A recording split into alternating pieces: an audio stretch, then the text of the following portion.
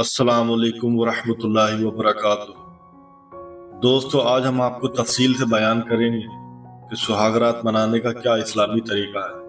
आपको शादी के बाद पहली रात कैसे मनानी है, कौन कौन से काम आपको करने हैं और कौन कौन से काम आपको नहीं करने हैं। इसलिए बहुत सारी ऐसी चीजें हैं जो शादी से कब्ल मर्दों और औरतों को लाजमी जान लेनी चाहिए। हर कुंवारे लड़के को शादी का लड्डू खाने की बहुत जल्दी होती है।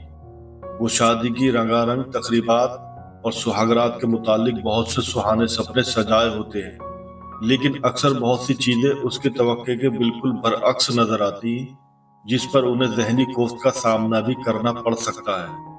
दोस्तों, आगे बढ़ने से पहले एक छोटी सी गुजारिश है। अगर आपने अभी तक हमारे चैनल को सब्सक्राइब नहीं किया है तो हमारे चैनल को सब्सक्राइब कर लें, और अगर वीडियो पसंद आए तो लाइक कर दें। शादी करना आप सल्लल्लाहु अलैहि वसल्लम की सुन्नत है और इस्लाम का एक हिस्सा है। अगर कोई शख्स बिना किसी जायज वजह के शादी नहीं करता या शादी करने में देरी करता है तो ये इस्लाम के खिलाफ है। इसलिए हर एक इंसान को जल्द से जल्द शादी कर लेनी चाहिए। जिन लोगों की शादी होने वाली होती है उनमें बहुत सारे लोगों के दिमाग में कुछ सवालात होते हैं कि इस्लाम के हिसाब से शादी के बाद पहली रात में क्या करना चाहिए, उसको मनाने का इस्लामी तरीका क्या है।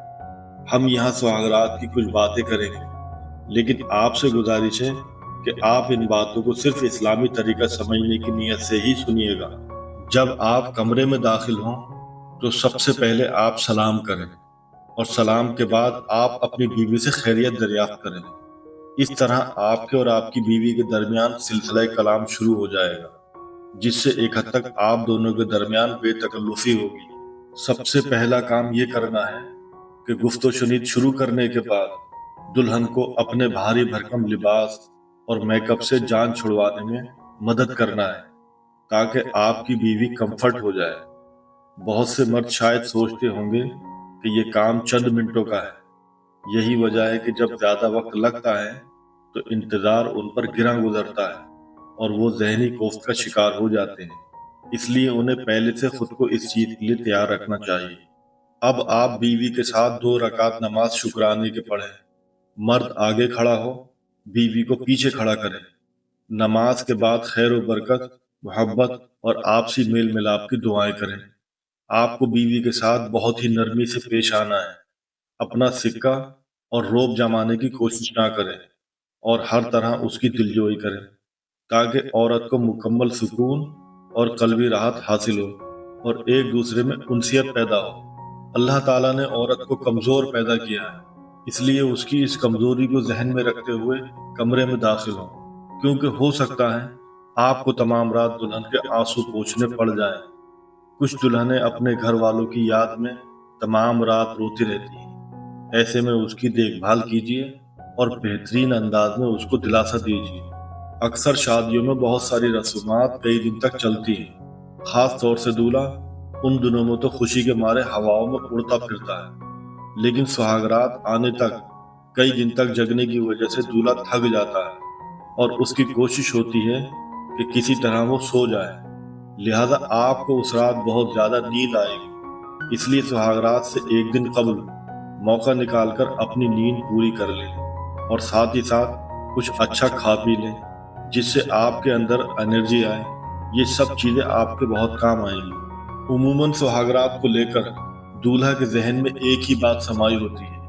समझ तो आप गए होंगे, अगर वो कुछ नहीं हो पाता तो उससे होने वाली जहनी तकलीफ के लिए तैयार रहिए, क्योंकि हो सकता है आपकी दुल्हन के अय्याम मखसूसा चल रहे हों।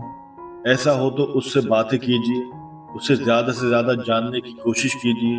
आपको उस पर पछतावा नहीं होगा। कुछ लोग सुहागरात मनाने के लिए शहवत भड़काने के लिए जिनसी कुव्वत वाली अद्वियात का इस्तेमाल करते हैं, लिहाजा उस चीज से इज्तनाब करें। हाँ, किसी आदमी में जिनसी कमजोरी हो तो माहिर तबीब से उसका इलाज कराएं, उसमें कोई मुज़ायका नहीं।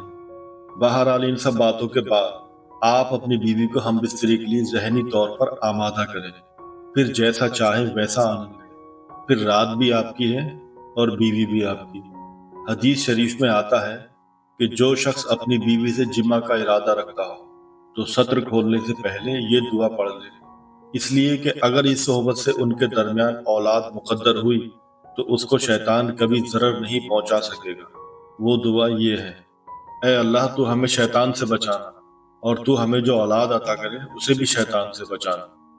اس دعا کو پڑھنے کے بعد اگر صحبت کریں گے تو انشاءاللہ آپ کی نیک اولاد پیدا ہوگی اور شیطان کا اس پر کوئی بھی اثر نہیں ہوگا، شیطانی ہواؤں سے، بری بلاؤں سے محفوظ رہے گا۔ اللہ تعالی ہمیں سمجھنے، یاد رکھنے اور عمل کی توفیق عطا فرمائے۔ آمین۔